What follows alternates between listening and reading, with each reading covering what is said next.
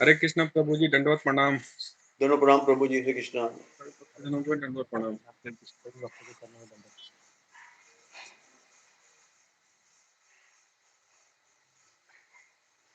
हरे कृष्णा, सभी भक्तों को दंडवत प्रणाम।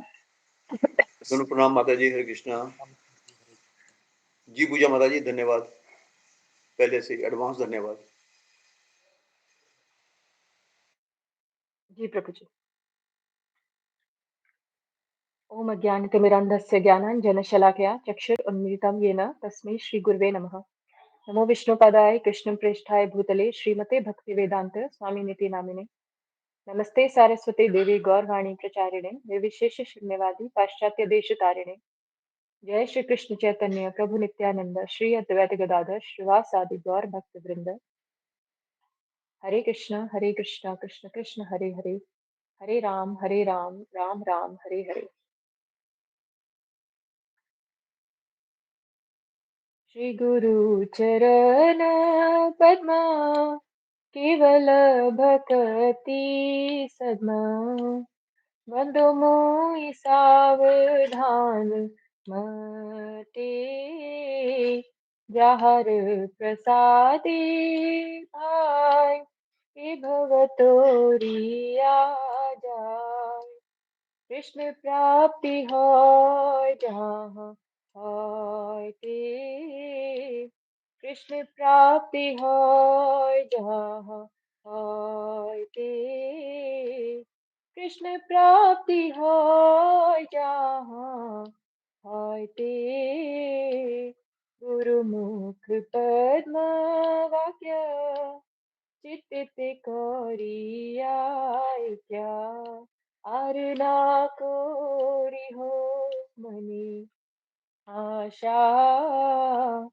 श्री गुरु चरणी रति इसे उत्तम गति, जे प्रसाद पूरे सर्व आशा, जे प्रसाद पूरे सर्व आशा। चक्षुदान दिलो जे जन्मे जन्मे प्रभु से, दिव्य ज्ञान हृदय प्रकाशितो, दिव्य ज्ञान हृदय प्रकाशितो।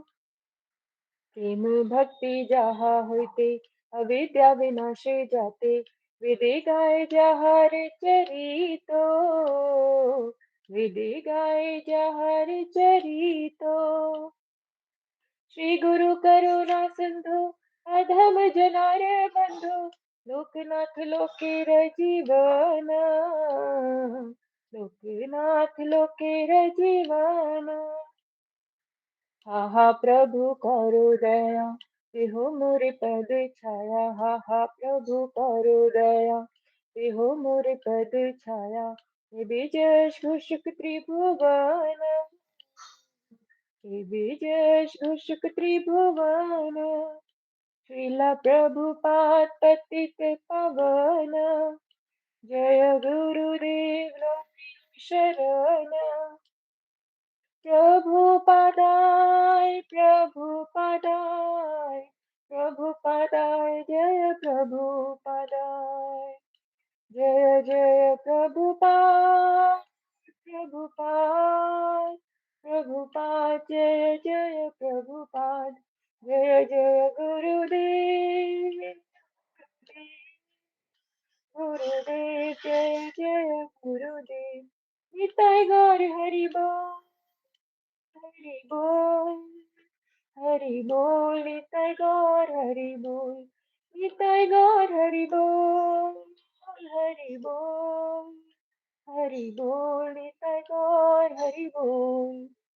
हरे कृष्णा। सभी भक्तों के चरणों में दंडवत प्रणाम। धन्यवाद माता जी, बहुत सुंदर। हरि बोल, बहुत सुंदर। धन्यवाद प्रणाम। हरे कृष्ण। हरे कृष्ण प्रभु जी, दंडवत प्रणाम प्रभु जी। फिर भक्त के जन्म दंडवत प्रणाम। धन्यवाद प्रणाम माता जी, धन्यवाद प्रणाम। हरे कृष्णा, दंडवत प्रणाम सभी को।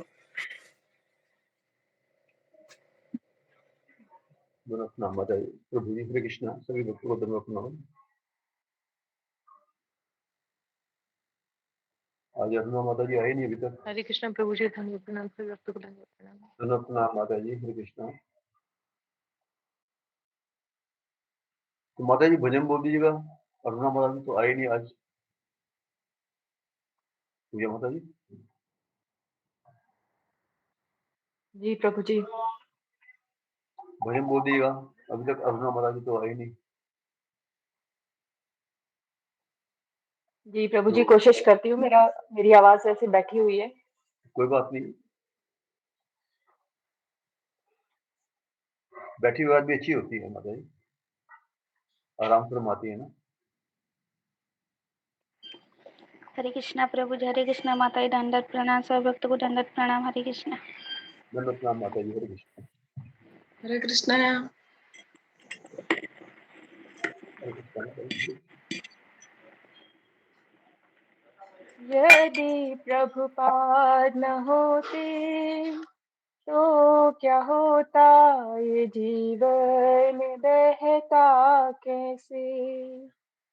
यदि प्रभुपाद न होते तो क्या होता, ये जीवन बहता कैसे। निताई गौरांग की असीम करुणा दुनिया में फैलाते कैसे। फैलाते दुनिया में कैसे, फैलाते दुनिया में कैसे। यदि प्रभुपाद न होते तो क्या होता, ये जीवन बहता कैसे। ये जीवन बहता कैसे। दुनिया में कितने पापी दुराचारी, शून्यवादी मायावादी, उन सब का उद्धार करता कौन। कौन है सदयनिधि, कौन है सदयनिधि। यदि प्रभुपाद न होते तो क्या होता, ये जीवन बहता कैसे। यदि प्रभुपाद न होते तो क्या होता, ये जीवन बहता कैसे। उन लोगों तक जाता कौन, और कौन बांटता हरि नाम। सभ्य जीवन जिया जाए कैसे, कौन देता ये ज्ञान। दुनिया के हर कोने में अब होती हरि विग्रह की सेवा दिन रात। रथ यात्रा जैसे महा उत्सव करने हमको सिखाता कौन। हमको सिखाता कौन। यदि प्रभुपाद न होते तो क्या होता, ये जीवन बहता कैसे।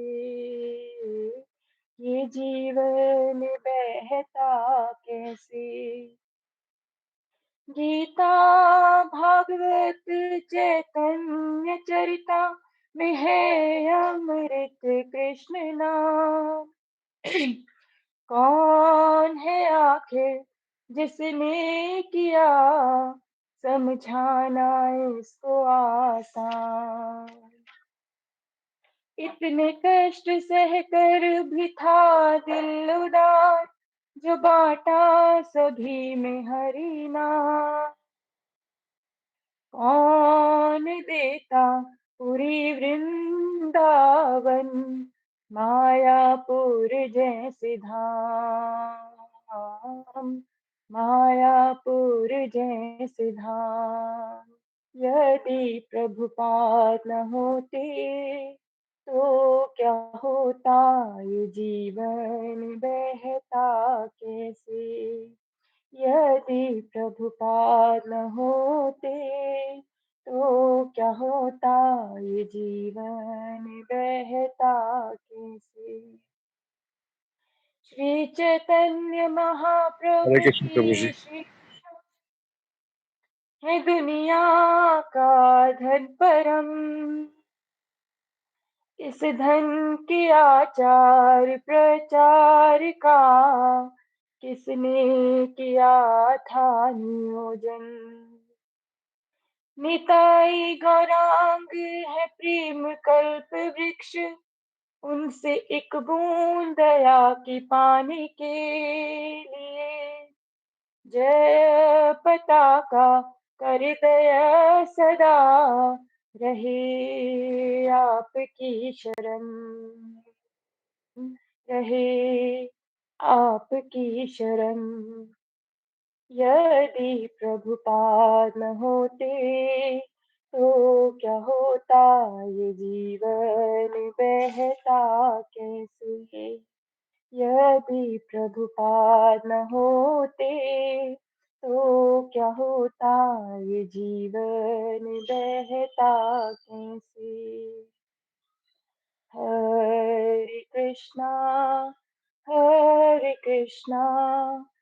कृष्णा कृष्णा हरे हरे, हरे रामा रामा रामा हरे हरे। हरे कृष्णा कृष्णा कृष्णा हरे हरे, हरे रामा रामा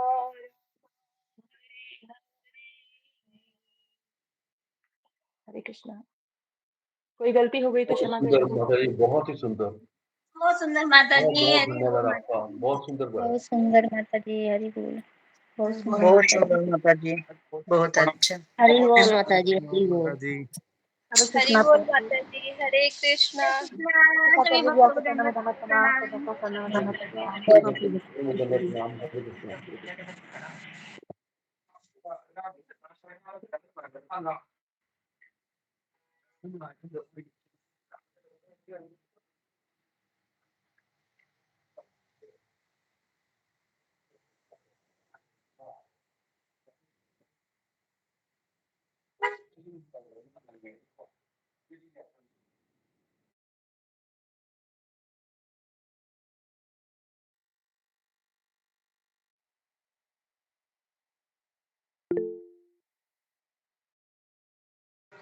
हरे कृष्णा। सभी भक्तों के चरणों में, प्रभु जी के चरणों में, माता जी के चरणों में दंडवत प्रणाम।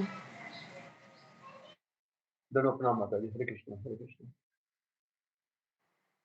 हरे कृष्णा, सभी के चरणों में दंडवत प्रणाम।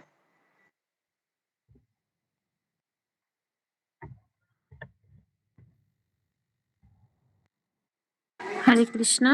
अशोक चला प्रभु जी के श्री चरण कमल में कोटि को दंडवत प्रणाम। हरे कृष्ण। सभी वैष्णव भक्तों के श्री चरण कमल में कोटि को दंडवत प्रणाम।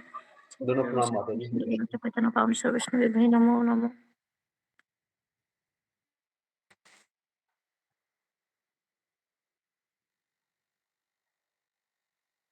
हरे कृष्ण प्रभु जी।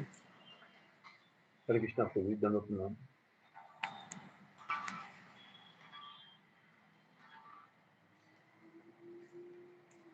अखिलेश प्रभु जी, आपने आज ही ज्वाइन किया है, पहले भी आते हैं।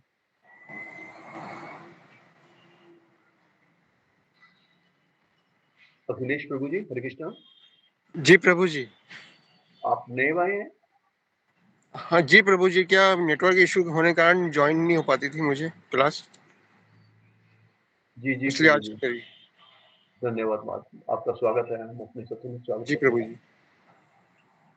बने रहिए सत्संग में, धन्यवाद।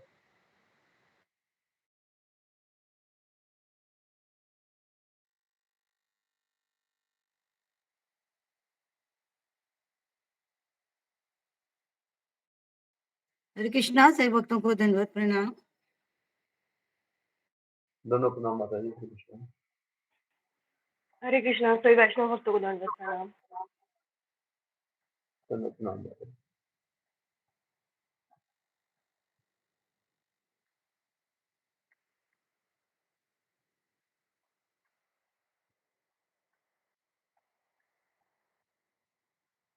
कल विजय एकादशी है, कल फास्ट रहेगा, कोशिश करें श्वसन माला करने की।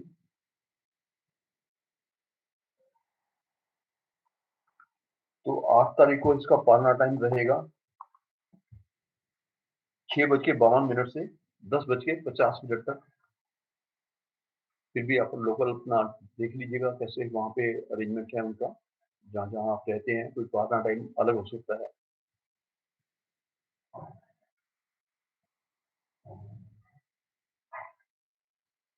धन्यवाद।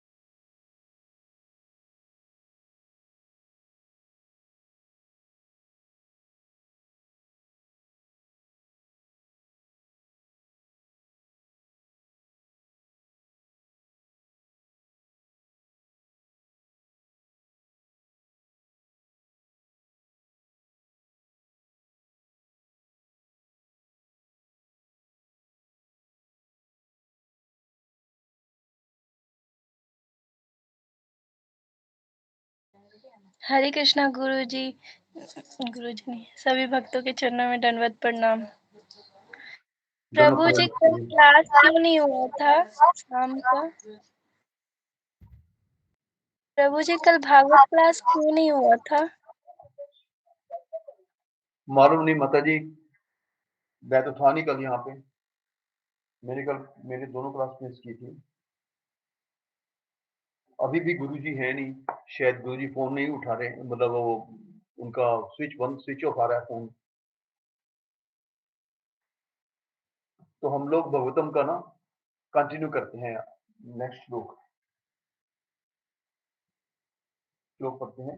गुरुजी आएंगे तो एकादशी के बारे में बताया दिया है। कल विजय एकादशी है और कल फास्ट रहेगा। कृपा करके 24 करने की कोशिश करें। और परसों 8 तारीख को पारना टाइम इसका रहेगा 6:52 से 10:50 तक इसका पारना टाइम रहेगा। अपने लोकल हिसाब से देख लीजिएगा। धन्यवाद। तो हम जिसके पास भागवतम है कृपया अपना हैंड रेस कीजिए।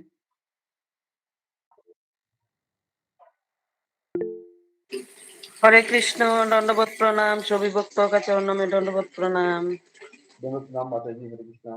हरे कृष्ण प्रभु दंडवत प्रणाम।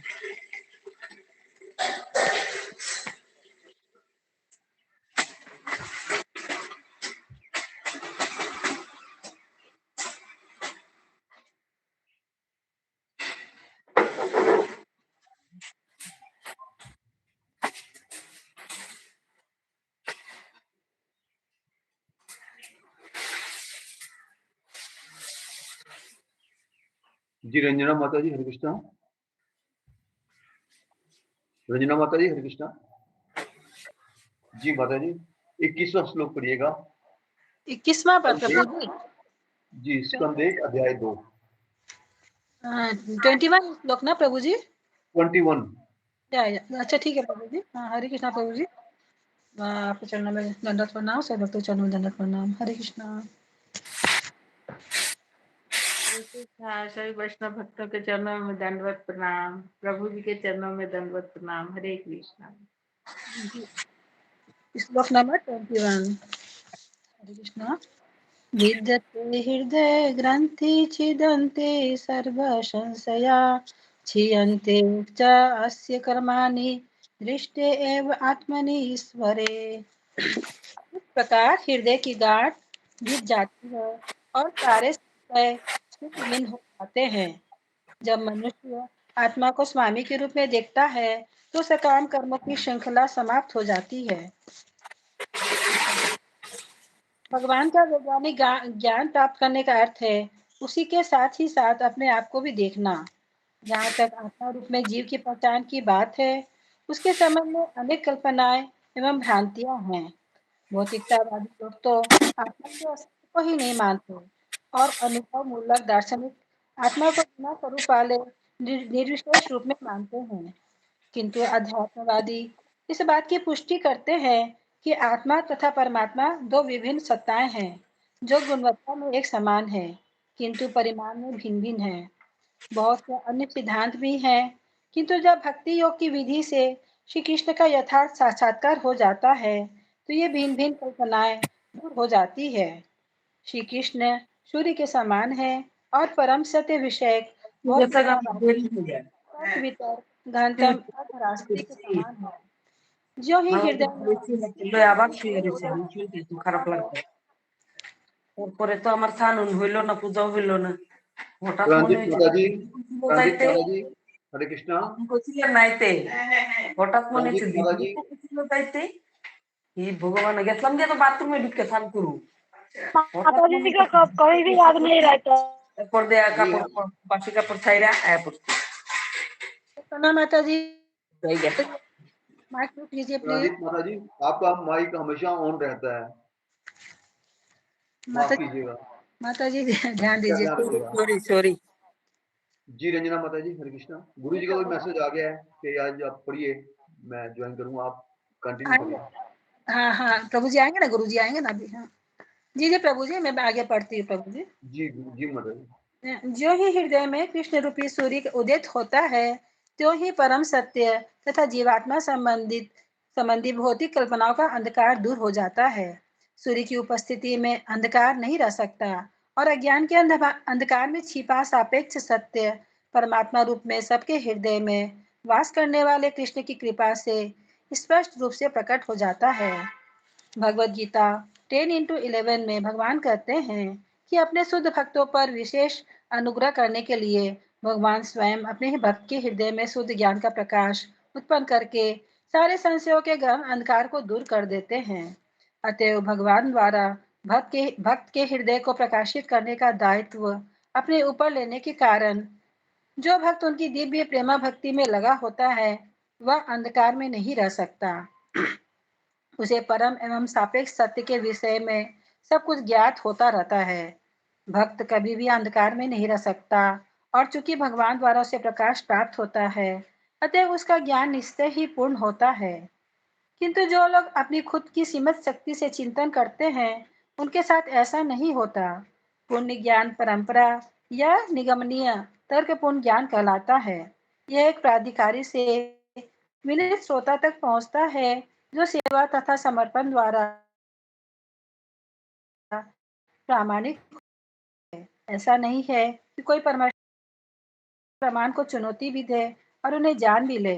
उन्हें अधिकार है कि ऐसे ललकारने वाले जीव के समक्ष प्रकट ही न हो, जो परम पूर्ण का क्षुद्र स्फुलिंग मात्र है और ऐसा स्फुलिंग जो माया के अधीन है। भक्तगण विनीत होते हैं, अतः यह दिव्य ज्ञान भगवान से ब्रह्मा को, ब्रह्मा से उनके पुत्रों तथा शिष्यों को क्रमानुसार प्राप्त होता है। इस विधि में ऐसे भक्तों के अंतकरण में स्थित परमात्मा द्वारा सहायता मिलती है। दिव्य ज्ञान को सीखने की यही सही विधि है। इसे अनुभूति के द्वारा भक्त आत्मा तथा पदार्थ के अंतर को सही सही समझ पाता है, क्योंकि आत्मा तथा पदार्थ की गांठ भगवान द्वारा खोली जाती है। यह ग्रंथि अहंकार कहलाती है, जिससे जीव झूठे ही अपने को भौतिक पदार्थ मानता है। अतः जो ही यह ग्रंथि ढीली पड़ती है, संशय के सारे बादल तुरंत छट जाते हैं। मनुष्य अपने स्वामी का दर्शन करने लगता है और सकाम कर्मों के बंधन को समाप्त करके वह भगवान की दिव्य प्रेमा भक्ति में लग जाता है। भौतिक जगत में जीव स्वयं सकाम कर्म की श्रृंखला की सृष्टि करता है और जन्म जन्मांतर तक इन कर्मों के अच्छे तथा बुरे फलों को भोगता रहता है। किंतु ज्यों ही वह भगवान की प्रेम सेवा में लग जाता है, त्यों ही वह कर्म बंधन से मुक्त हो जाता है। फिर उसके कर्मों से कोई प्रतिक्रिया उत्पन्न नहीं होती। हरे कृष्णा, कुछ भूल हुई तो क्षमा कीजिएगा। सभी भक्तों के चरणों में दंडवत प्रणाम। हरे कृष्णा। धन्यवाद माता जी, हरे कृष्णा। नमिता साहा माता जी, हरे कृष्णा। हरे 22वां कृष्ण श्लोक प्रभु जी। पढ़िए माता जी, 22वां प्रभु श्लोक जी, पढ़िएगा। मेरा तो बेंगोली का भागवत है प्रभु जी। अच्छा, आपने हैंड रेज किया हुआ है ना, इसलिए। हाँ। अखिलेश प्रभु जी, हरे कृष्णा।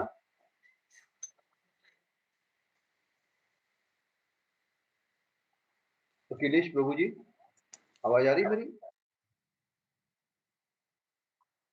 सुधा गुप्ता माता जी, हरे कृष्णा। हरे कृष्णा प्रभु जी, दंडवत प्रणाम। सभी भक्तों को दंडवत प्रणाम। 22वां श्लोक 22 पढ़ना है ना गुरु प्रभु जी, 22 जी। श्लोक। हाँ, 22 श्लोक। जी जी। अतो वै कव्यो नित्यं भक्तिं परमया मुदा वासुदेवे भगवती कुर्वन्ति आत्म प्रसादिनम्। अतएव निश्चय ही सभी अध्यात्मवादी अनंत काल से अत्यंत प्रसन्नता पूर्वक भगवान श्री कृष्ण की भक्ति करते आ रहे हैं, क्योंकि ऐसी भक्ति आत्मा को प्रसन्न करने वाली है।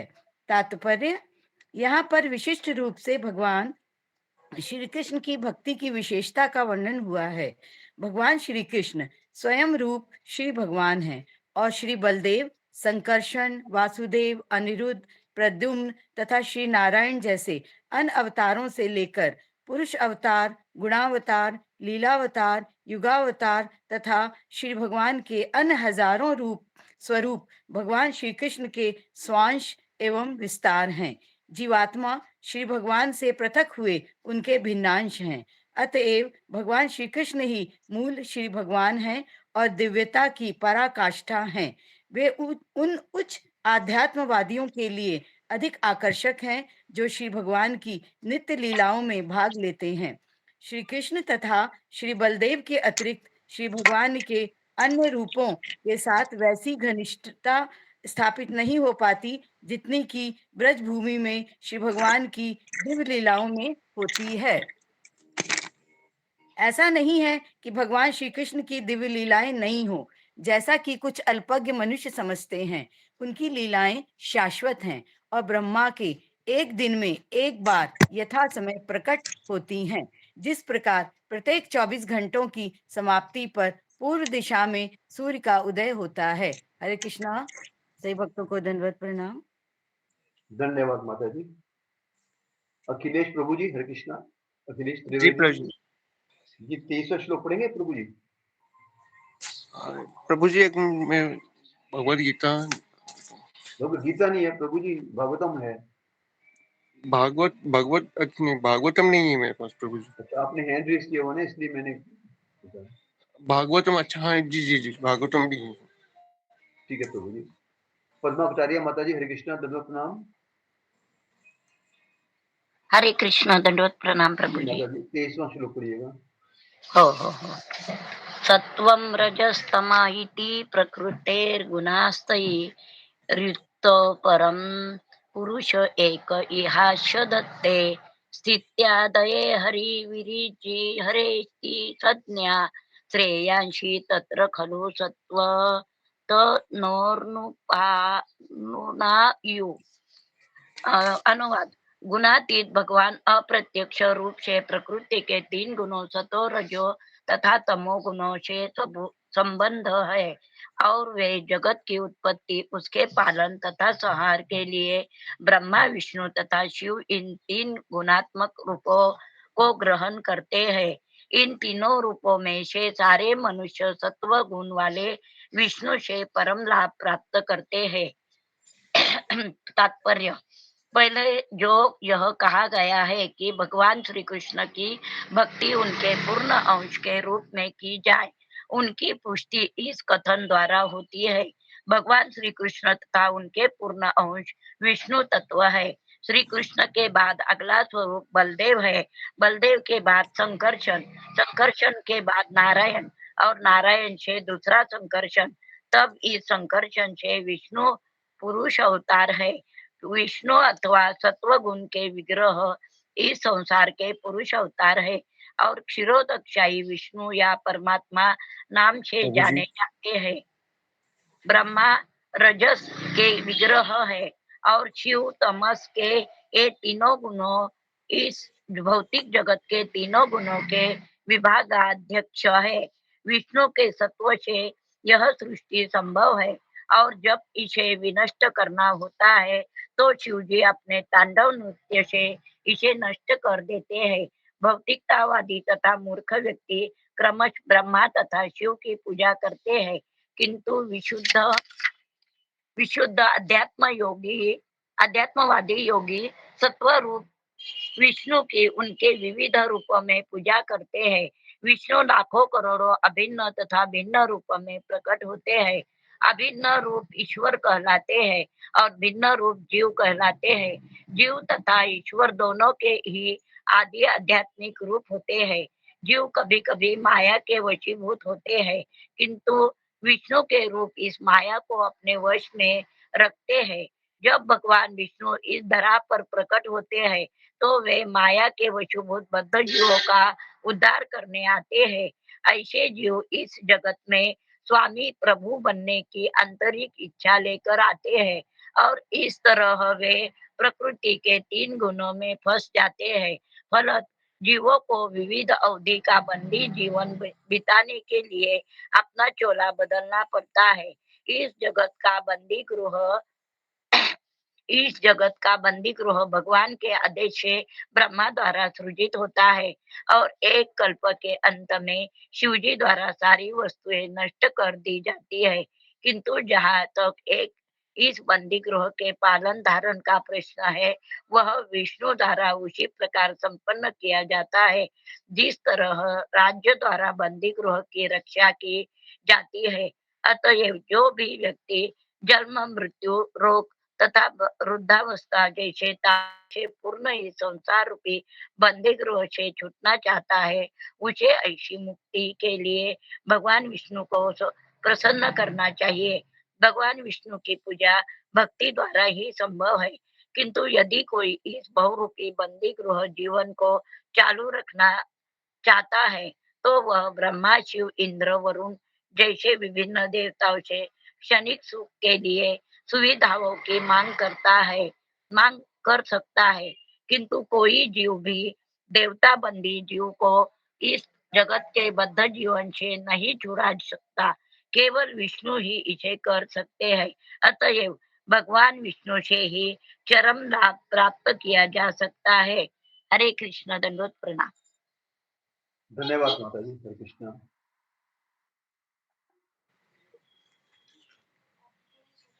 जी पद्मा माता जी, हरे कृष्णा। पद्मा माता हो गई। रीना गंगवार माता जी, हरे कृष्णा।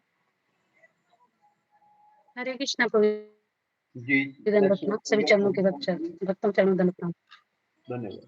पार्थिवात आरुणो धूमस् तस्मात् अग्नित्रयी मया तमस्तु रजस्तस्मात् सत्वं यद ब्रह्मा दर्शनम। अग्नि काष्ठ मृदा का रूपांतर है, लेकिन काष्ठ से बेहतर धुआं है। अग्नि उससे भी उत्तम है, क्योंकि अग्नि से वैदिक यज्ञों से हमें श्रेष्ठ ज्ञान के लाभ प्राप्त हो सकते हैं। इसी प्रकार रजो तमोगुण से बेहतर है, लेकिन सत्वगुण सर्वश्रेष्ठ है, क्योंकि सत्वगुण से मनुष्य परम सत्य का साक्षात्कार कर सकता है। तात्पर्य: जैसा कि पहले कहा जा चुका है, भगवान की भक्तिमय सेवा से ही इस भौतिक जगत के बद्ध जीवन से छुटकारा प्राप्त किया जा सकता है। इसके आगे यहाँ पर यह बताया गया है कि मनुष्य को सत्गुण के पद तक ऊपर उठना होता है, जिससे वह भगवान की भक्ति के योग्य बन सके। किंतु यदि प्रगति में बाधाएं आए तो सक्षम गुरु के निर्देशन से तमस पद से भी धीरे धीरे सत्य पद तक ऊपर उठा जा सकता है। अतः निष्ठावान व्यक्तियों को चाहिए कि प्रगति के लिए प्रामाणिक दक्ष गुरु के पास जाएं, जो उन्हें तमस, रजस तथा सत्य या सत्य की किसी अवस्था से मुक्ति पद तक ले जा सकते हैं। अतएव यह मानना एक भूल होगी कि पूर्ण पुरुषोत्तम परमेश्वर के किसी भी गुण या किसी भी रूप की पूजा करना समान रूप से लाभप्रद होगा। विष्णु के अतिरिक्त भौतिक शक्ति के वशीभूत होकर सारे भिन्न अंश प्रकट होते रहते हैं। अतः भौतिक शक्ति के विविध रूप जीव को उस सत्व के पद तक ऊपर उठने में मदद नहीं देते, जो अकेला ही मनुष्य को भव बंधन से छुड़ा सके। जीवन की सब व्यवस्था या निम्न पशु जीवन तमोगुण द्वारा नियंत्रित होता है। मनुष्य की सब व्यवस्था, जिसमें उसे नाना प्रकार के लाभों की कामना रहती है, रजोगुणी अवस्था है। इस अवस्था में भगवान की रंच मात्र भी अनुभूति हो पाती है, जो दर्शन कला तथा चारित्रिक एवं नैतिक सिद्धांतों से युक्त संस्कृति के रूप में प्रकट होती है। किंतु सत्वगुण इससे भी उच्चतर गुणावस्था है, जिससे परम सत्य के साक्षात्कार में वास्तविक सहायता मिलती है। दूसरे शब्दों में ब्रह्मा, विष्णु तथा हर नामक अधिष्ठाता देवों की विभिन्न पूजा विधियों तथा उनसे प्राप्त होने वाले फलों में गुणात्मक अंतर होता है। हरे कृष्णा प्रभु जी। धन्यवाद माता जी। हरे कृष्णा। मीनाक्षी रावत माता जी। हरे कृष्णा। हरे कृष्णा प्रभु जी, दंडवत प्रणाम। सभी भक्तों को दंडवत प्रणाम। नेक्स्ट श्लोक पढ़िएगा 25वां। जी जी प्रभु जी। भेजुरे मुनय अथ अग्रे भगवंत अदोक्षजम सत्वं विशुद्धम क्षेमाख्या कल्पन्ते ये अनुतान इह। पूर्व काल में समस्त महामुनियों ने श्री भगवान की सेवा की, क्योंकि वे प्रकृति के 3 गुणों से परे हैं। उन्होंने भौतिक परिस्थितियों से मुक्त होने हेतु और फलस्वरूप परम लाभ प्राप्त करने हेतु श्री भगवान की पूजा की। अतएव जो कोई इन महामुनियों का अनुसरण करता है, वह भी इस भौतिक संसार से मोक्ष का अधिकारी बन जाता है। तात्पर्य: धर्माचरण का उद्देश्य भौतिक लाभ प्राप्त करना या आत्मा और पदार्थ के अंतर का सरल ज्ञान अर्जित करना नहीं है। धार्मिक अनुष्ठानों का परम उद्देश्य अपने आप को भौतिक बंधन से मुक्त करना और उस दिव्य जगत में स्वतंत्र जीवन पुनः प्राप्त करना है, जहाँ श्री भगवान ही प्रधान रहते हैं। अतएव धार्मिक नियमों का संचालन स्वयं श्री भगवान द्वारा होता है तथा धर्म का उद्देश्य महाजनों अर्थात श्री भगवान के अधिकृत प्रतिनिधियों के अतिरिक्त और कोई नहीं जानता। श्री भगवान के ऐसे 12 विशेष प्रतिनिधि हैं जो धर्म के उद्देश्य से परिचित हैं, और वे सभी श्री भगवान की दिव्य सेवा में संलग्न रहते हैं। जो मनुष्य अपना हित चाहते हैं, उन्हें इन महाजनों का अनुसरण करना चाहिए और उनसे परम लाभ प्राप्त करना चाहिए। हरे कृष्णा। दंडवत प्रणाम से। धन्यवाद माता जी। देव प्रभु जी। हरे कृष्णा। हरे कृष्णा। सभी भक्तों को धन्यवाद। गुरु जी को धन्यवाद प्रणाम। मुमुक्षव घोरूपान हित्वा भूतपतित नारायण कला शांता भजन्ति हन सुयव।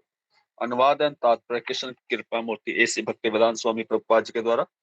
जो लोग मोक्ष के कामी हैं, वे निश्चय ही द्वेष रहित होते हैं और सबका सम्मान करते हैं, किंतु फिर भी वे देवताओं के घोर रूपों का तिरस्कार करके भगवान विष्णु तथा उनके स्वांशों के कल्याणकारी रूपों की ही पूजा करते हैं।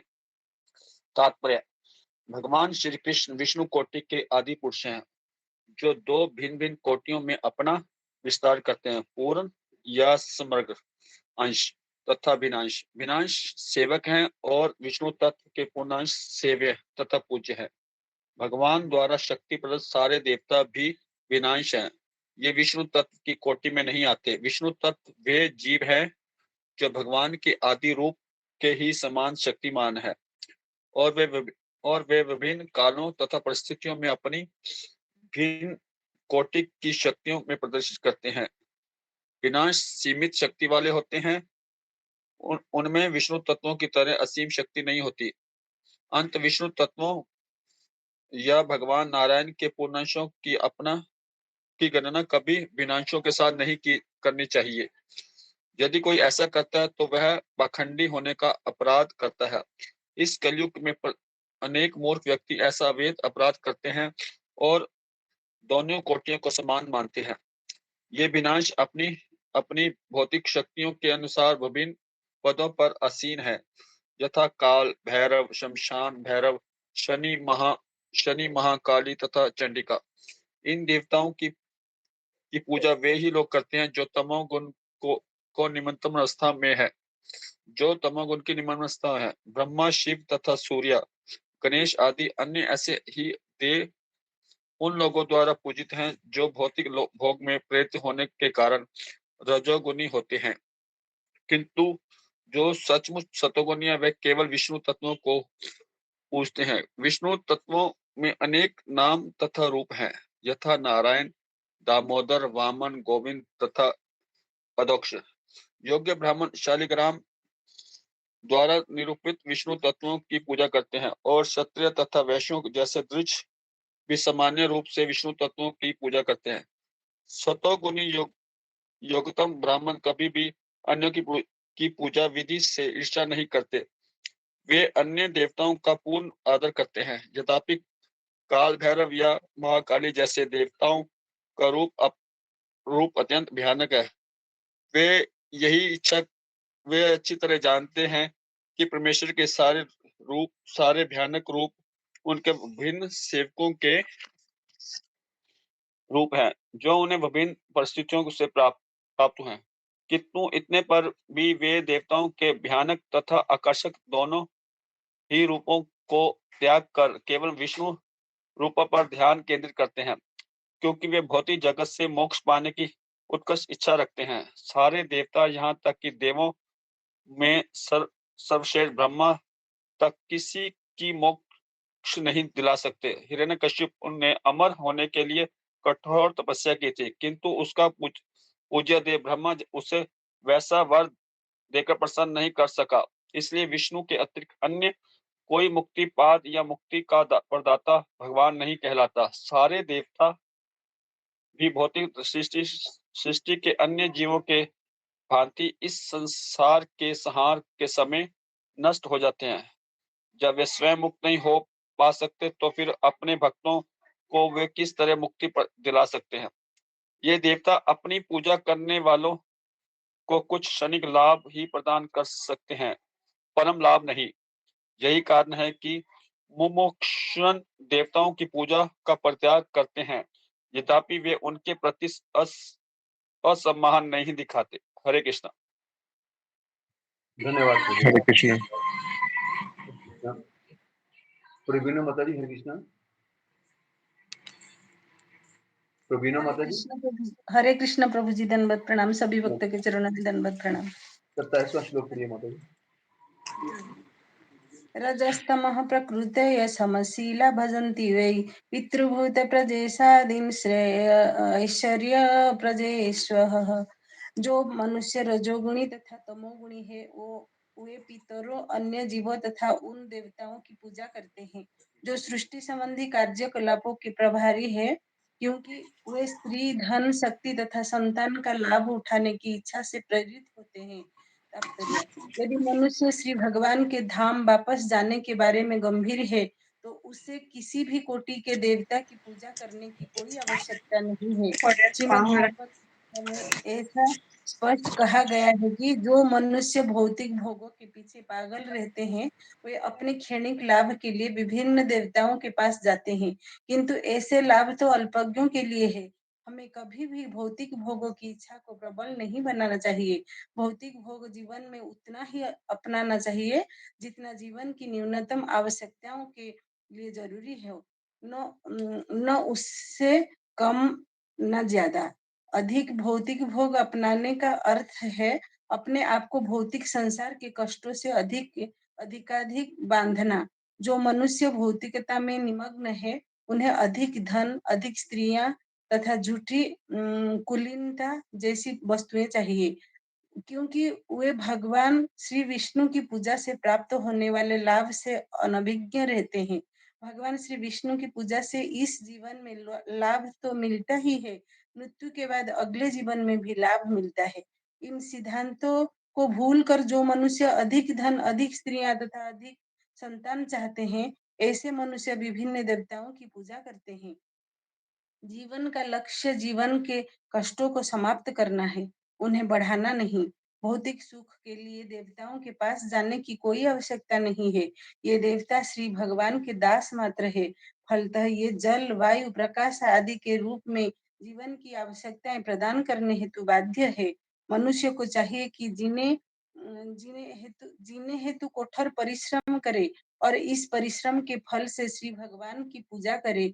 यही जीवन का लक्ष्य होना चाहिए। उसे श्री भगवान में श्रद्धा रखते हुए उचित ढंग से अपने वृत्तिपरक धर्म का पालन करना चाहिए। इससे वो धीरे धीरे श्री भगवान के धाम पहुंच सकेगा। जब भगवान श्री कृष्ण साक्षात ब्रज धाम में विद्यमान थे, तो उन्होंने इंद्र की पूजा बंद करा दी थी और ब्रजवासियों को सलाह दी थी कि वे अपने व्यवसाय कर्म द्वारा ईश्वर की पूजा करें और उनमें श्रद्धा रखें। भौतिक लाभ के लिए वासुदेव पूजा धर्म की विकृति है। बहुदेव पूजा धर्म की विकृति है। श्रीमद् भागवतम के प्रारंभ में ही इस प्रकार की धार्मिकता की निंदा कैतव धर्म कहकर की गई है। संसार में मात्र एक ही धर्म है जिसका पालन हर एक को करना चाहिए, और वो है भागवत धर्म, जो मात्र पूर्ण पुरुषोत्तम भगवान की पूजा सिखाता है, अन्य किसी की नहीं। हरे कृष्णा। सभी भक्त के चरणों में दंडवत प्रणाम।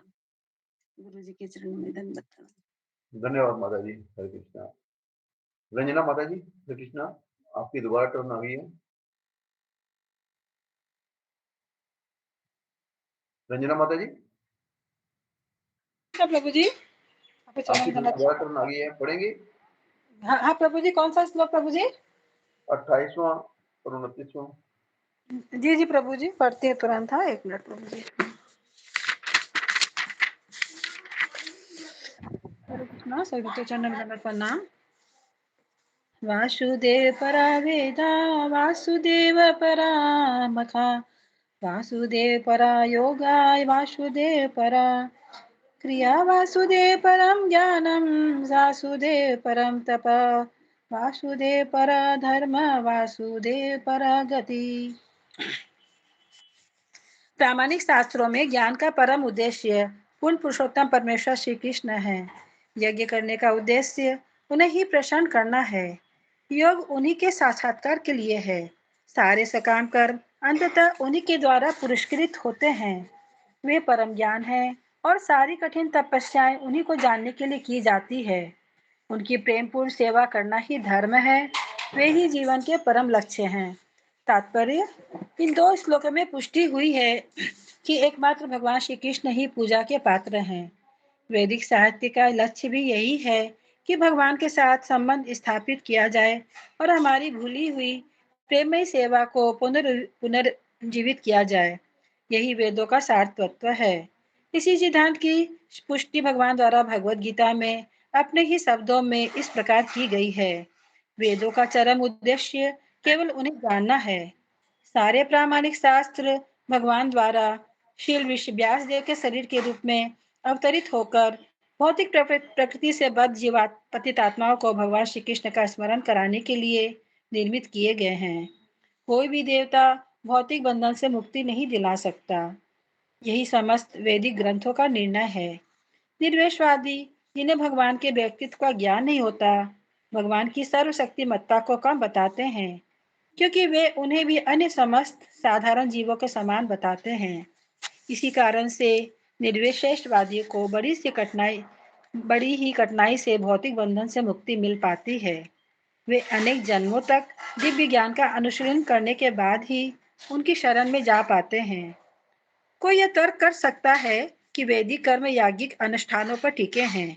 यह सच है, किंतु ऐसे सारे यज्ञ वासुदेव की वास्तविक अनुभूति के लिए भी होते हैं। वासुदेव का अन्य नाम यज्ञ है और भगवद गीता में यह स्पष्ट कहा गया है कि सारे यज्ञ तथा कर्म यज्ञ या भगवान विष्णु को प्रसन्न करने के लिए ही किए जाने चाहिए। यही बात योग्य पद्धति पर भी लागू होती है। योग का अर्थ है परमेश्वर से संपर्क स्थापित करना, किंतु इस विधि में आसन, ध्यान, प्राणायाम जैसी शारीरिक क्रियाएं सम्मिलित रहती है और ये सब परमात्मा स्वरूप अंतर्यामी वासुदेव पर ध्यान केंद्रित करने के निमित्त होती है। परमात्मा साक्षात्कार तो वासुदेव का आंशिक साक्षात्कार है और यदि का कोई इस प्रयास में सफल होता है तो उसे वासुदेव का पूर्ण साक्षात्कार होता है। किंतु अधिकांश योगी दुर्भाग्यवश शारीरिक विधि से प्राप्त योगिक शक्ति द्वारा विपत हो जाते हैं।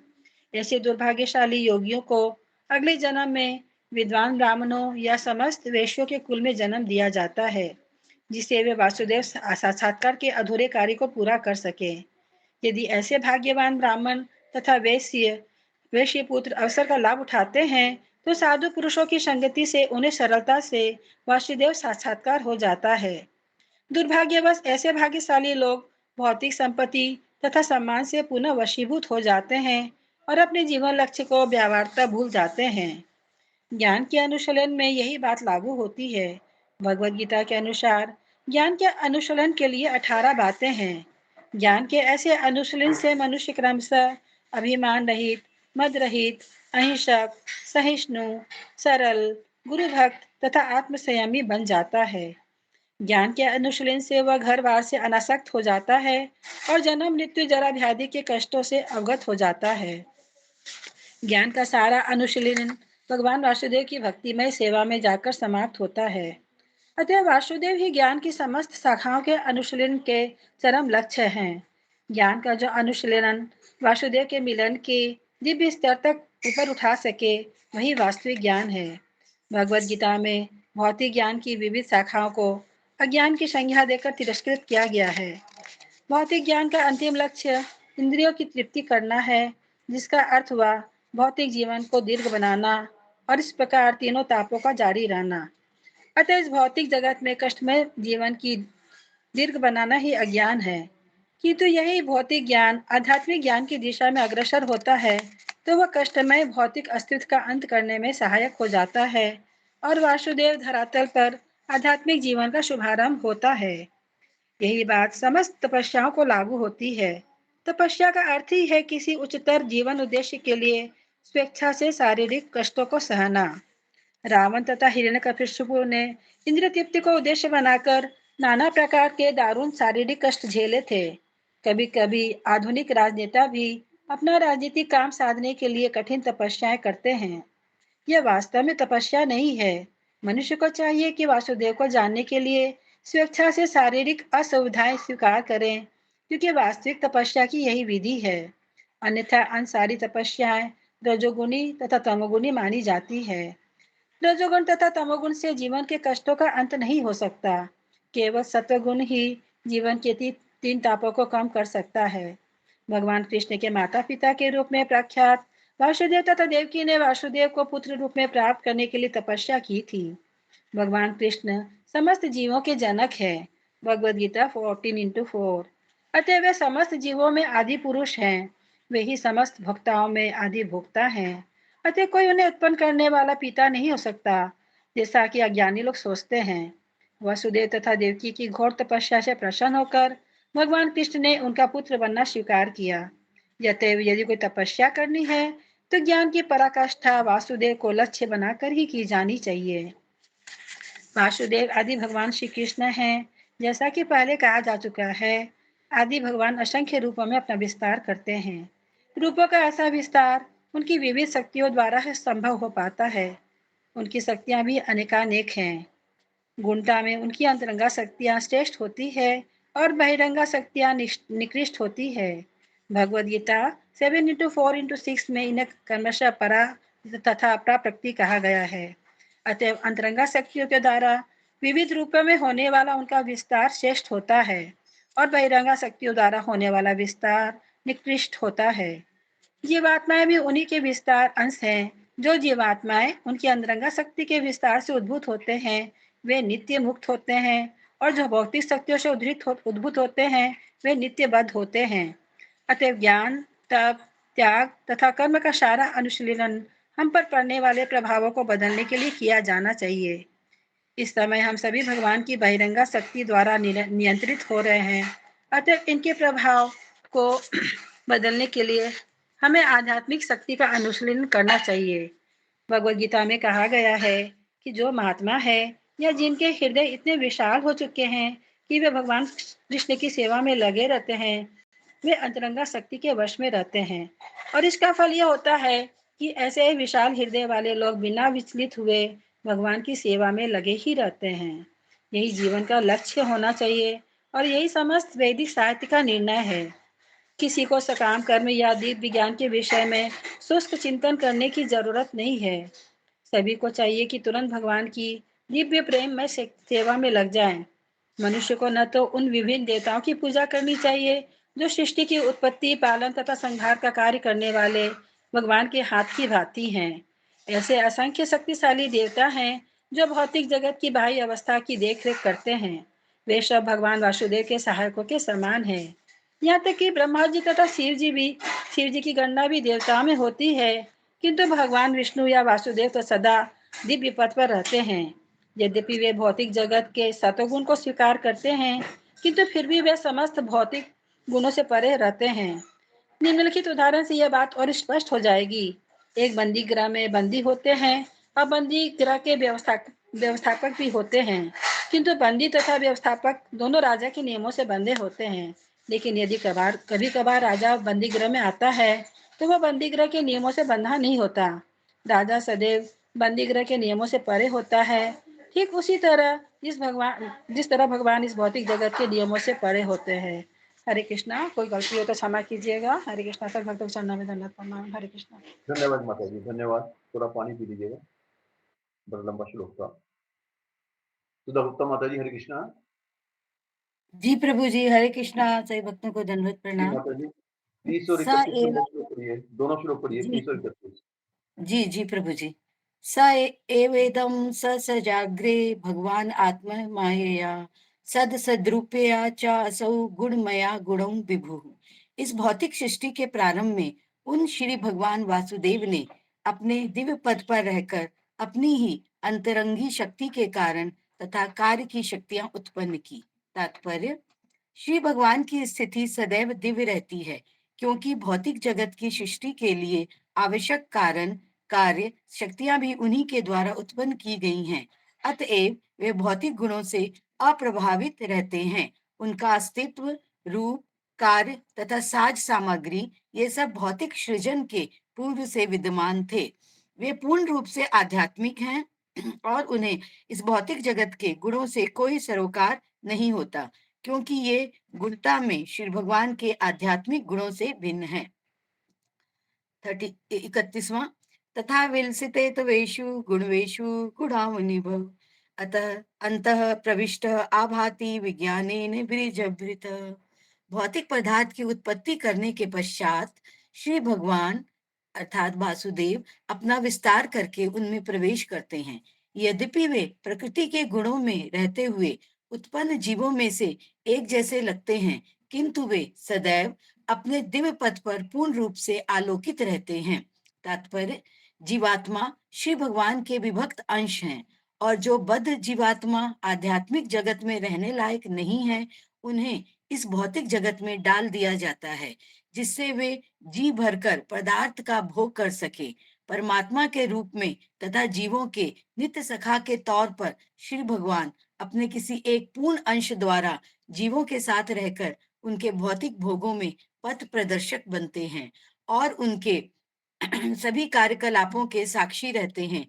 जहाँ जीवात्मा भौतिक भोग करते हैं, वहीं श्री भगवान भौतिक वातावरण से प्रभावित हुए बिना अपने दिव्य पद पर बने रहते हैं। श्रुतियों में कहा गया है कि एक वृक्ष पर दो पक्षी हैं। इनमें से एक वृक्ष का फल खा रहा है और दूसरा उसकी गतिविधियां देख रहा है। यह साक्षी श्री भगवान है और फल को ग्रहण करने वाला पक्षी जीवात्मा है। फल ग्रहण करने वाला जीवात्मा अपने वास्तविक स्वरूप को भूल गया है और भौतिक जगत के सकाम कर्मों में बुरी तरह व्यस्त है, जबकि श्री भगवान परमात्मा सदैव दिव्य ज्ञान से परिपूर्ण रहते हैं। परमात्मा तथा बद्ध जीव में यही अंतर है। बद्ध जीव या जीवात्मा प्रकृति के नियमों के वशीभूत रहता है, जबकि परमात्मा भौतिक शक्ति के नियंत्रक हैं। हरे कृष्णा। धन्यवाद प्रणाम। धन्यवाद माता जी, बहुत अच्छा श्लोक है ये वाला। पद्मा कटारिया माता जी, हरे कृष्णा। हरे पद्मा कृष्णा माता जी। प्रभु जी। जी माता जी, अगले 2 श्लोक पढ़िएगा फिर। यथा ह्यवहितो वर्हितारुपेकं स्वयोनिषु नानेव भाति विश्वात्मा भूतेषु च तथा पुमान्। परमात्मा रूप में भगवान सभी वस्तुओं में उसी तरह व्याप्त रहते हैं जिस तरह काष्ठ के भीतर अग्नि रहती है, और इस प्रकार यद्यपि वे अद्वितीय है, वे अनेक योनियों रूपों में प्रतीत होते हैं। तात्पर्य: भगवान वासुदेव अपने किसी एक पूर्णांश से सारे भौतिक जगत में विस्तार करते हैं और उनका अस्तित्व परमाणु ऊर्जा तक के भीतर देखा जा सकता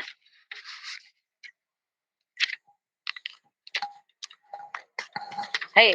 पदार्थ, अन्न पदार्थ, प्रोटॉन, न्यूट्रॉन आदि भगवान के परमात्मा रूप के विभिन्न परिमाण है।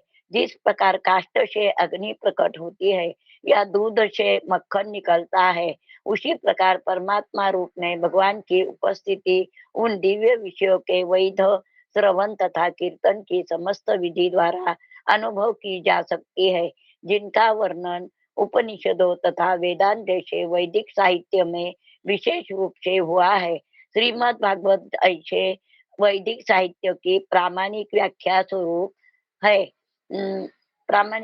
स्वरूप है। भगवान की अनुभूति दिव्य संदेश के श्रवण द्वारा की जा सकती है और दिव्य विषय को अनुभव करने का एकमात्र यही तरीका है। जिस प्रकार किसी अन्य अग्नि द्वारा जलाने पर काष्ठ से अग्नि प्रकट होती है, उसी प्रकार मनुष्य की दैवी चेतना अन्य दैवी अनुकंपा से ही प्रकाशित की जा सकती है। श्रीमद पूज्य गुरु काष्ठ रूप जीवात्मा में कर्ण कुहरों के द्वारा समुचित दिव्य संदेश प्रविष्ट कराकर आध्यात्मिक अग्नि प्रज्वलित कर सकता है। अतएव सुनने की इच्छा से ही समुचित गुरु के पास जाना चाहिए। इस प्रकार धीरे धीरे दैवी अस्तित्व की अनुभूति हो जाती है। पशुत्व तथा मनुष्यत्व का भेद इसी विधि पर निर्भर करता है। मनुष्य ठीक से सुन सकता है, जबकि पशु ऐसा नहीं कर सकता। असौ गुणमयैर्भावैः श्रुतर् सूक्ष्मेन्द्रियात्मैः इंद्रियात्मभिः स्वनिर्मितेषु निर्विष्टो भुञ्जते भूतेषु तद्गुणान्।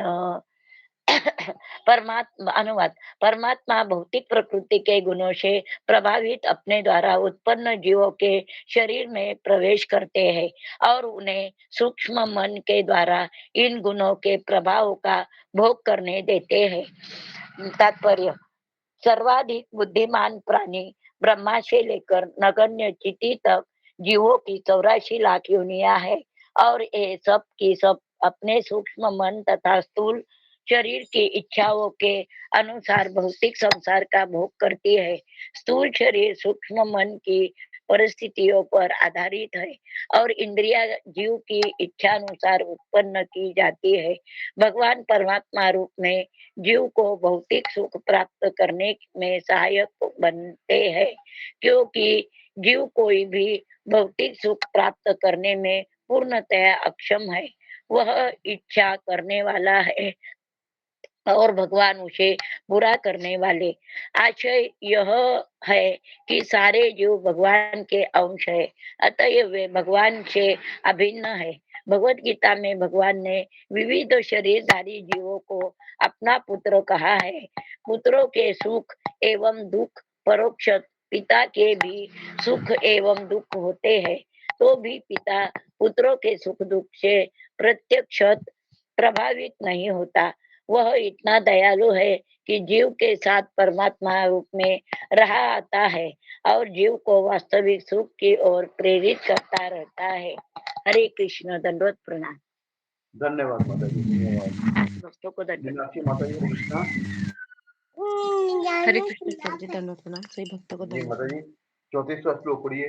इससे अध्याय का जी आखिरी श्लोक है ये। जी प्रभु जी। भावयति एषा सत्त्वेन लोकान् वे लोक भवान् लीला अवतार अनुरता देवत्रियक नर आदिशु। इस प्रकार श्री भगवान जो सारे ब्रह्मांडों के स्वामी हैं, देवताओं, मनुष्यों तथा निम्न पशुओं से अवस्थित सारे ग्रहों का पालन पोषण करने वाले हैं, वे अवतरित होकर शुद्ध सत्वगुण में रहने वालों के उद्धार हेतु लीलाएं करते हैं। भौतिक तात्पर्य: भौतिक ब्रह्मांड अनगिनत और प्रत्येक ब्रह्मांड में असंख्य ग्रह हैं, जिनमें विविध गुणों वाले विविध कोटि के जीव निवास करते हैं। श्री भगवान श्री विष्णु इनमें से प्रत्येक लोक में तथा प्रत्येक जीव में समूह में अवतरित होते रहते हैं। वे उनके बीच अपनी दिव्य लीलाओं का प्रदर्शन करते हैं, जिससे उनमें श्री भगवान के धाम वापस जाने की रुचि उत्पन्न हो। श्री भगवान अपनी मूल दिव्य अवस्था को परिवर्तित नहीं करते, अपितु देश, काल तथा समाज के अनुसार वे भिन्न भिन्न प्रकार के रूपों में प्रकट होते हैं। कभी वे स्वयं अवतरित होते हैं तो कभी किसी अन्य उपयुक्त जीव को अपना प्रतिनिधि बनाकर उसे शक्ति प्रदान करते हैं, किंतु प्रत्येक दशा में उद्देश्य एक ही रहता है। श्री भगवान चाहते हैं कि दुख उठाने वाला जीव उनके पास अर्थात भगवत धाम वापस आ जाए। सारे जीव जिस सुख के लिए लालायित रहते हैं वह असंख्य ब्रह्मांडों में और भौतिक ग्रहों के किसी भी कोने में कहीं भी प्राप्य नहीं है। जीव जिस शाश्वत सुख की कामना करता है वह केवल श्री भगवान के परम धाम में ही उपलब्ध है, किंतु विस्मरणशील जीव प्रकृति के गुणों के वश में आकर श्री भगवान के परम धाम के विषय में कुछ भी नहीं जानता। अतः श्री भगवान अपने परम धाम का संदेश प्रसारित करने हेतु स्वयं अवतरित होते हैं या ईश पुत्र के रूप में अपने प्रमाणिक प्रतिनिधि को भेजते हैं। ऐसे अवतार या ईश पुत्र भगवत धाम जाने के लिए संदेश का प्रचार प्रसार केवल मानव समाज में ही नहीं करते हैं, बल्कि उनका काम सभी समाजों में, देवताओं में तथा मनुष्य के अतिरिक्त अन्य जीवों में भी चलता रहता है। इस प्रकार श्री भागवतम के प्रथम स्कंद के अंतर्गत दिव्यता तथा दिव्य सेवा नामक दूसरे अध्याय के हरे कृष्ण प्रभु जी, दंडवत प्रणाम से भक्त। धन्यवाद माता जी, धन्यवाद। हरे कृष्णा। प्रवीणा माता जी, हरे कृष्णा। हरे कृष्णा प्रभु जी, दंडवत प्रणाम सभी भक्तों प्रणाम को। माता जी। अध्याय 3 शुरू कीजिए माता जी। जी समस्त जी अवतारों प्रभु के स्रोत श्री भगवान कृष्ण भगवान। जी। जगृहे पौरुषं रूपं भगवान् महतादिभिः सम्भूतं षोडशकलम् आदौ लोकश्रीसृक्षया। श्रील सूत जी ने कहा, सृष्टि के प्रारंभ में श्री भगवान ने सर्वप्रथम विराट पुरुष अवतार के रूप में अपना विस्तार किया और भौतिक सृजन के लिए सारी सामग्रियां प्रकट की। इस प्रकार सर्वप्रथम भौतिक क्रिया के 16 तत्व उत्पन्न हुए। यह सब भौतिक ब्रह्मांड के निर्माण के निमित्त किया गया। तात्पर्य, श्री भगवान भगवत गीता का मत है श्रीमद् भगवत गीता का मत है कि भगवान श्री कृष्ण अपने पूर्णांशों के विस्तार से इन भौतिक ब्रह्मांडों का पालन करते हैं। अतः यह पुरुष रूप उसी सिद्धांत की पुष्टि मात्र है। आदि भगवान श्री वासुदेव या श्री कृष्ण भगवान, जो राजा वासुदेव या राजनंद जी के पुत्र के रूप में विख्यात है, समस्त ऐश्वर्य शक्तियों, यश, सौंदर्य, ज्ञान तथा वैराग्य से परिपूर्ण है। उनके ऐश्वर्य का एक अंश निराकार ब्रह्म के रूप में प्रकट होता है तो एक अंश परमात्मा रूप में। उन्हीं भगवान श्री कृष्ण का यह पुरुष रूप श्री भगवान का मूल परमात्मा स्वरूप है। भौतिक सृष्टि में 3 पुरुष रूप होते हैं और यह रूप जो कारणदक्षाई विष्णु कहलाता है, तीनों में से प्रथम है। अन्य रूप है गर्भदक्षाई विष्णु तथा क्षीरोदक्षाई विष्णु, जिनके बारे में हम क्रमशः जानेंगे। इन कारणदक्षाई विष्णु के रोम कूपों से असंख्य ब्रह्मांडों की उत्पत्ति होती है और प्रत्येक ब्रह्मांड में श्री भगवान गर्भदक्षाई विष्णु के रूप में प्रवेश करते हैं। श्रीमद् भगवत गीता में यह भी उल्लेख है कि भौतिक जगत निश्चित अवधि के लिए उत्पन्न किया जाता है और फिर विनष्ट कर दिया जाता है। यह सृजन तथा संहार नित्य बद्धजीवों के कारण श्री भगवान की इच्छा से किया जाता है। नित्य बद्धजीवों में वैयक्तिक भाव या अहंकार होता है, जो उन्हें इंद्रियों भोग का आदेश देता है। स्वाभाविक रूप से जीव भोग करने में अक्षम है। श्री भगवान ही एकमात्र भोक्ता है और शेष सब भोग्य है। जीव पराधीन भोक्ता है, लेकिन नित्य बद्धजीव इस स्वाभाविक अवस्था को भूल जाने के कारण ही भोग की दृढ़ इच्छा करता है। बद्धजीवों को भौतिक जगत में पदार्थ को भोगने का अवसर दिया जाता है, किंतु इसके साथ ही उन्हें अपना वास्तविक स्वरूप समझने का अवसर भी प्रदान किया जाता है।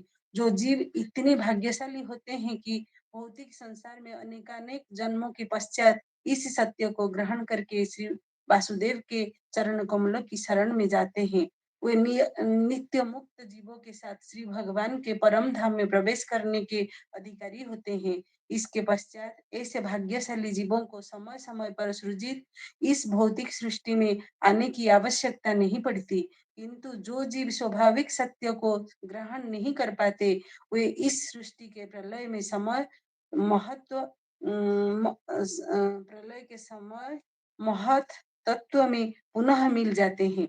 जब पुनः सृष्टि होती है तो यह महत तत्व पुनः उन्मुक्त होता है। इस महत तत्व में भौतिक प्राकट्य की सारी सामग्रियां विद्यमान होती है, जिनमें बद्ध जीव भी सम्मिलित रहते हैं। मूलतः यह महत तत्व 16 अंशों में विभक्त किया जाता है। ये है 5 स्थूल भौतिक तत्व तथा 11 कर्मेंद्रिया। यह स्वच्छ आकाश में बादल के समान होता है। आध्यात्मिक आकाश में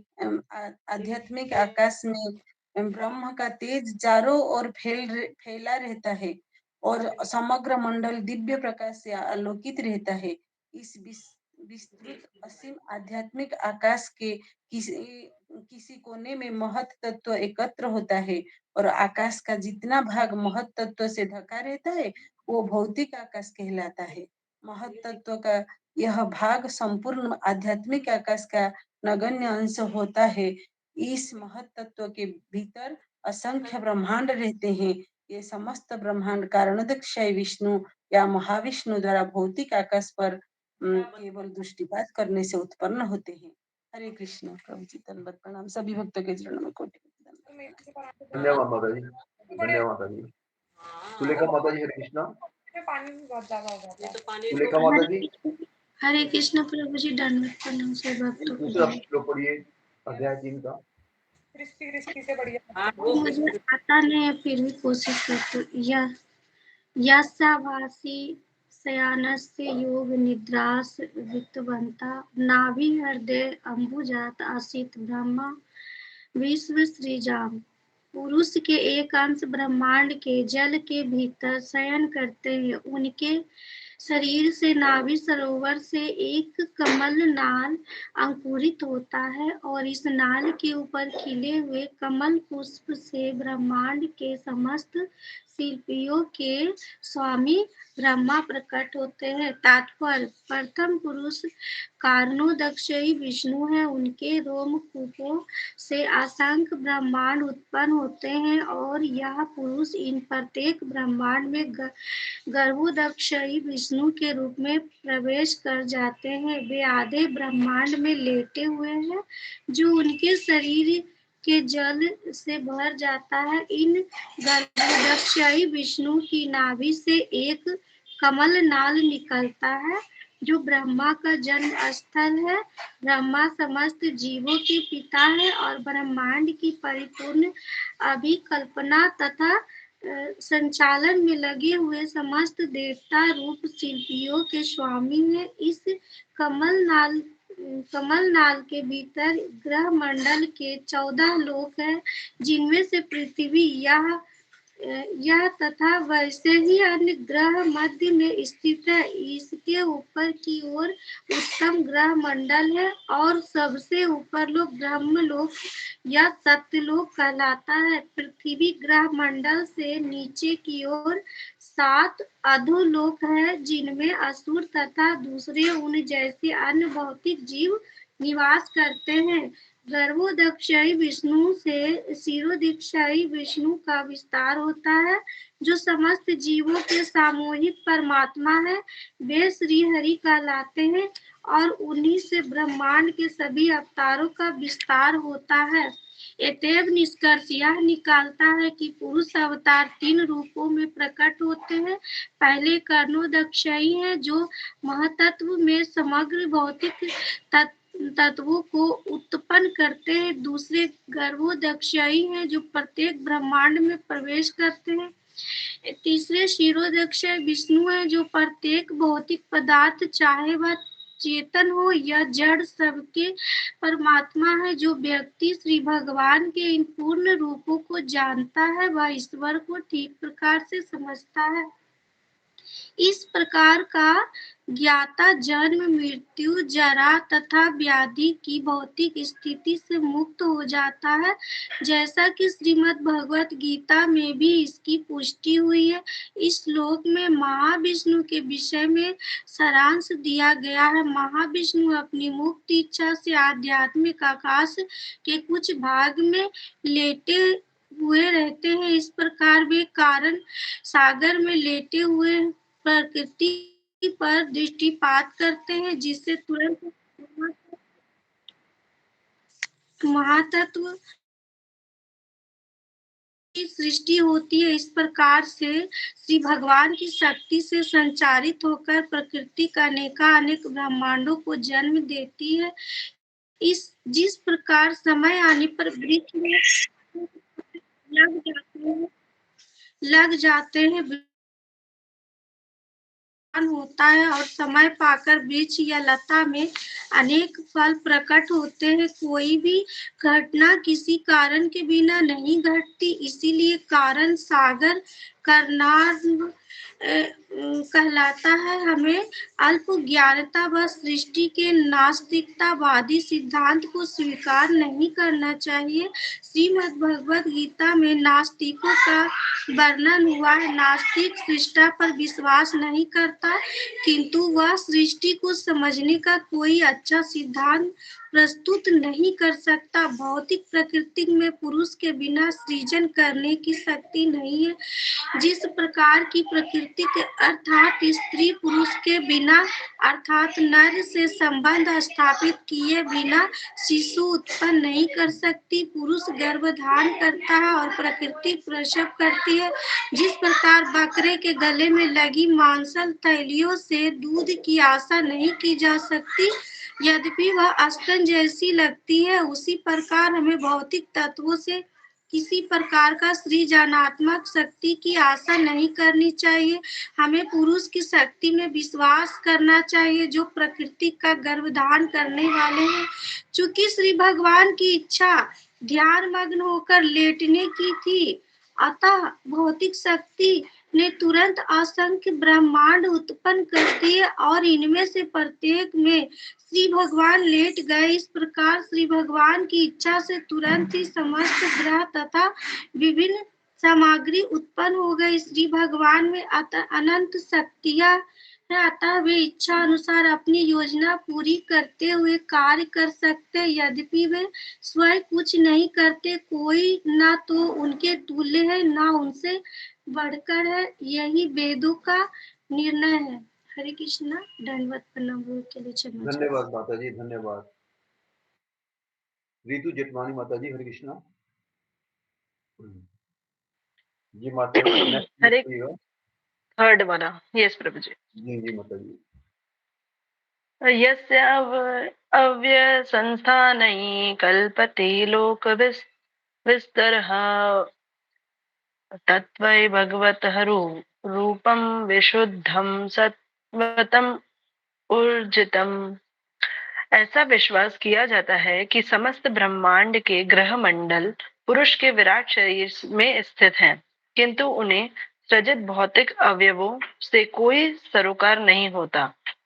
उनका अद्वितीय शरीर नित्य आध्यात्मिक अस्तित्व में विराजमान है, जिसकी कोई तुलना ही नहीं है। तात्पर्य, परम सत्य के विराट रूप या विश्व रूप की धारणा विशेष रूप से नव जिज्ञासुओं के लिए है, जो श्री भगवान के दिव्य रूप के विषय में सोच सकने में अक्षम होते हैं। उनके लिए रूप का अर्थ इस भौतिक जगत से संबंधित कोई वस्तु है। अतएव प्रारंभ में श्री भगवान की शक्ति के विस्तार पर ध्यान एकाग्र करने हेतु परम की विरोधी कल्पना आवश्यक होती है। जैसा कि पूर्वार्ध में कहा जा चुका है, श्री भगवान महत तत्व के रूप में अपनी शक्ति का विस्तार करते हैं, जिसमें सभी भौतिक अवयव सम्मिलित रहते हैं।